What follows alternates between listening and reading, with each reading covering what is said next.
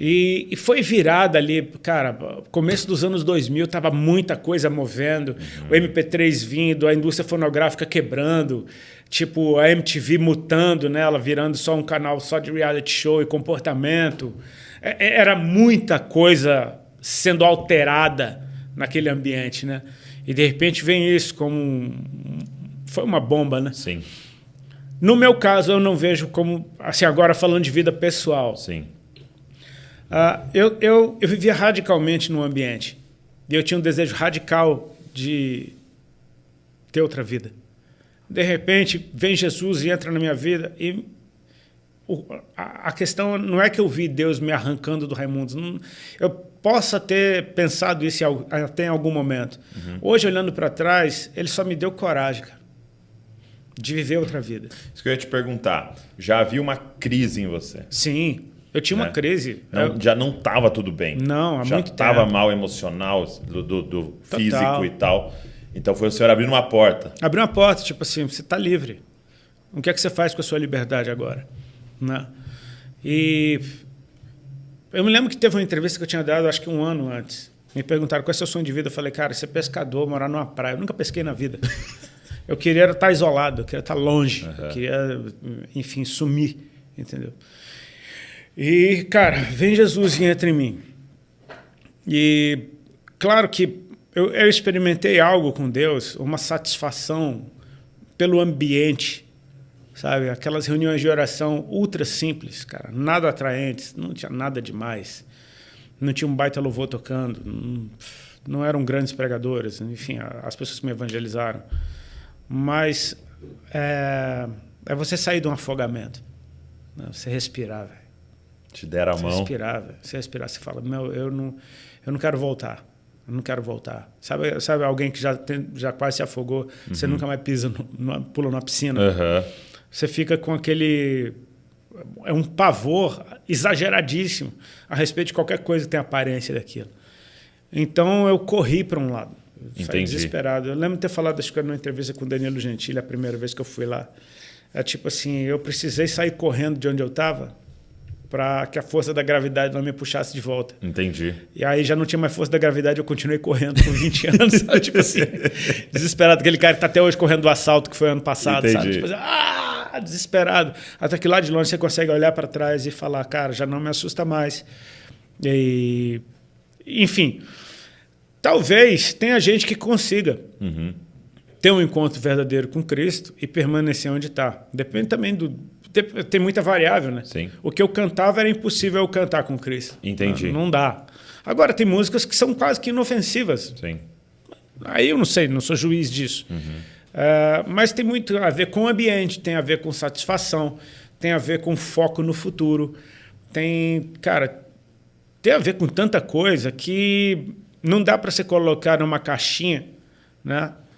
Eu sei também que houve uma voz profética na minha vida, porque muita gente de Deus chegava em mim e profetizava que ia ter um tempo de ruptura, ia ter um tempo em que eu ia ter que fazer escolhas.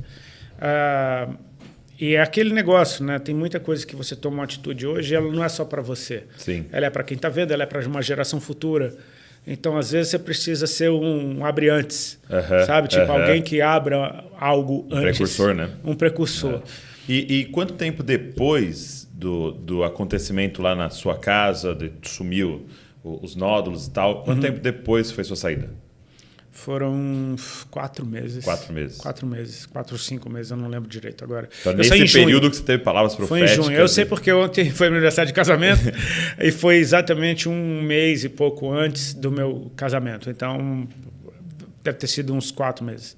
E nesse período que foram palavras proféticas, nesses 4 meses... Nesse período a gente mergulhou, né, cara? A partir do momento que eu tenho experiência de cura, eu fiquei doido. Eu falei, cara, Deus é real, Ele existe. Sim.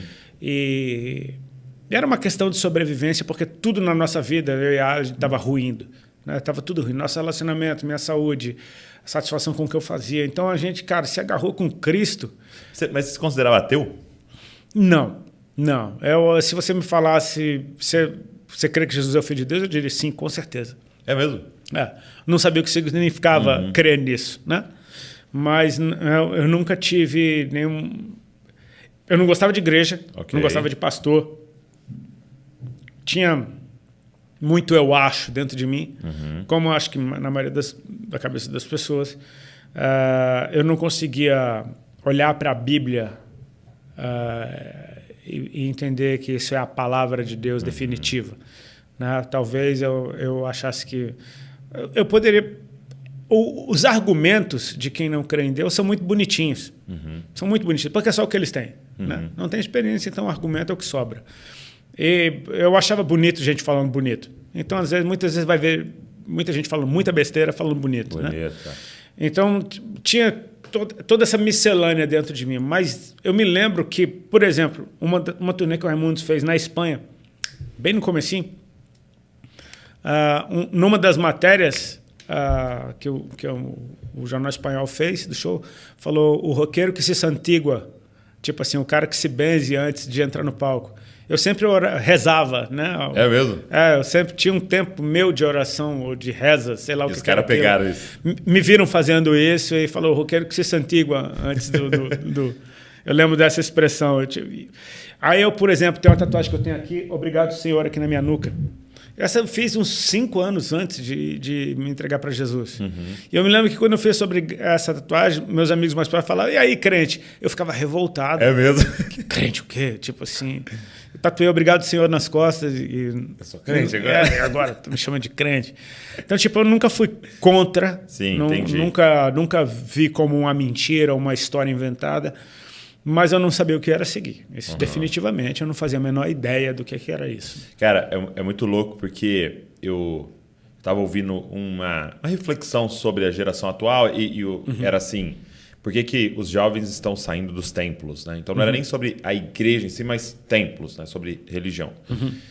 E o cara começou a fazer essa reflexão sobre tudo para nós hoje é muito personalizado. Né? Então você pega o seu... Você pensar assim, alguém que lia uma revista, você pegava a revista e tinha ali, você tinha que ler o que colocaram ali. Você lia o jornal, estava ali. Só que agora a sua timeline você personaliza. Né? Tudo. Então, tipo, a sua revista que você está vendo é diferente da sua... Exato. Sua rádio só toca o que você gosta. E ele falou, e a mentalidade da galera é essa com a religião. Então, só pego o que eu gosto. Eu quero personalizar uma religião para mim. Seria o douglismo, entendeu? Douglas, o que você gosta? Você gosta desse conceito aqui do cristianismo? Eu acho legal, mas esse negócio aqui do budismo é interessante. Mas e aí você vai... Então, é mais ou menos isso, né? Tipo assim, eu respeito. Mas eu não concordo com essa parte aqui, eu não quero essa parte, eu rejeito aquela, eu monto com isso, ponho um picles aqui, um molho que eu gosto e tal, e crio esse negócio aqui na minha frente, né? Só que o Senhor Jesus vem, né, cara? E ele é o Senhor. Ele salva sendo Senhor, né? A grandeza de Deus, ela nos humilha. Tem uma frase, cara, que eu... Acho que foi o Ademar de Campos que falou, eu ouvi isso em algum canto, que a verdadeira humildade é fruto de humilhação. Uau! Tipo assim, isso é a verdadeira humildade. É você ser humilhado em algum momento da sua vida e você baixa a cabeça. De repente, você se rende. É Jó dizendo, cara, eu te conhecia de ouvir falar. Agora eu fui humilhado. Então, de certa forma, a grandeza de Jesus, ela nos humilha. Sim. Ao ponto de, tipo, eu me rendo. Me fala, eu ouço. Eu não conheço nada, eu não sei de nada. Estou aqui, eu abro espaço para o Senhor me encher de informação. Me fala sobre a vida. Sim. A vida falando da vida é uma coisa. A verdade é algo que está fora de mim. Exatamente. Tem que entendê-la. Amor, o que é... Cara, o amor, por favor, amor, me diga o que é o amor. Exato. Então, me encha da informação verdadeira, da essência. E quando você experimenta, tem as primeiras experiências com essa verdade ocupando o lugar dentro de você, o resultado é tão absurdo que você fala, eu quero mais disso, cara. Por que não me render mais ainda? Como ter mais. Exatamente, como ter mais. E como é que foi esses 4 meses? Porque você saiu, Sim. Tocar, cantar... Era um caos, né? Porque assim, eu estava em casa, segunda tinha culto para ir, terça tinha culto para ir, quarta tinha culto para ir, quinta tinha culto para ir. Todo dia, se eu quisesse, cada uma daquelas irmãs que evangelizaram a gente era de uma igreja diferente. Entendi. Então a gente tinha culto para ir todo santo dia. Se eu tivesse fim de semana em casa, tinha monte para ir, tinha alguma vigília para ir, enfim. Durante o fim de semana eu tinha shows para fazer. Então eu vivia nessa agora, entrando de um ambiente e outro completamente diferente. Com um eu era super acostumado, Só que ele já estava me causando desconforto. Com o outro era uma novidade que era um baita de um alívio. Então, à medida... É como você, cara, tá respirando ar puro pela primeira vez e você não quer mais voltar. E isso não tem a ver com a banda, isso não tem a ver com as músicas, tem a ver comigo. Era a minha jurisdição, né? Daquilo que eu não estava mais conseguindo suportar. Até que chega um tempo em que, cara, eu entendi. É como aquele portal, aquele vem e me segue, entendeu? Sim. Tem um portal abriu, cara. Se fechar, se fizer conta demais, você não vai passar por ele. Sim. Porque na conta é prejuízo. Na conta é prejuízo. Eu não tinha promessa alguma, eu não tinha plano algum, estratégia alguma. Ficou desempregado. De uma hora para outra. Agora, o doido é isso, cara. Eu até tenho por um tempo eu até falei sobre isso nas ministrações, de que aquilo que você entrega na presença do Senhor, a velocidade com a qual você perde e recebe de volta é absurda. É Abraão entregando Isaac e não deu nem tempo do cara morrer. Sabe, tipo assim... Ressuscitou antes de morrer. Exatamente. Na tarde que eu saí do Raimundos, eu fui para um culto à noite. Eu saí à tarde e fui para o culto à noite porque eu precisava ouvir Deus falar comigo. E o pastor me entrega uma palavra profética no final do culto, dizendo como você cantava para o mundo, a partir de hoje você vai cantar para mim. Ou seja, eu entreguei a música à tarde e ganhei ela de volta à noite. Meu Deus. Tipo... Deu nem tempo de morrer. Não deu nem tempo de dar o violão, entendeu? Eu não tive nem tempo de olhar para ele. Eu saí de casa, eu olhei para ele, eu voltei para casa. E você sentiu que estava entregando a música? Na minha ideia era isso. Sim, era isso. Momento ali. Eu falei, ok, não vou mais cantar. Porque eu achava que o peso da minha vida era a música, era o ritmo, enfim. Tem muita coisa que eu não tinha resposta alguma. Aliás, a maioria esmagadora das coisas eu não tinha resposta alguma para aquilo. Eu estava entregando minha música. Porque minha música era aquilo ali que eu tinha feito desde os 15 anos de idade, era o que eu entendia fazendo. Eu não me via fazendo outra coisa. Né? Então, assim, na minha cabeça eu estava entregando a música. Tanto que depois eu monto o Rodox e entrego o Rodox do mesmo jeito. E depois eu venho, monto a banda na igreja e fico sem banda do mesmo jeito. Então eu sou o Rodolfo que larga a música, velho. A música já nem se ofende mais comigo. Entendi, tipo assim, entendi. Ela sempre volta. Mas é muito interessante isso que você está falando, porque eu comecei com essa pergunta, né? Que tinha que largar tudo, é para todo mundo, tal. E pelo que eu estou entendendo na sua resposta, é muito mais sobre ouvir o que Deus quer. Não é sobre uma receita de bolo que todo mundo vai fazer e vai dar o mesmo resultado. Né? Ele tem algo para falar com você, né? E é o que você disse, né? Larga tudo que tem, vende, me segue. Pro jovem rico, mas pro gadareno não me segue. Vá fica pra casa aí do seu na sua pai. casa, samaritana, fica aí. E eu acho que se a gente pegar o que tem em comum, obedecer. Obedecer, exatamente. Obedecer. Estar sensível. Não é nem aquele negócio de se abrir uma porta para mim. É tipo, não existe outra porta para mim. É aquela, sabe, aquele convite irrecusável. Não é que eu tenho o plano A, o B e o C. Não, eu só tenho um plano. É aquele momento em que a coisa fica tão clara pela falta de possibilidade de ser outra, em que você simplesmente acredita e vai. Né? Ainda que seja a maior loucura do mundo. Porque se fosse só como você disse, então a receita do bolo é essa. Você está numa banda, você tem que deixar a banda e deixar tudo e seguir, beleza.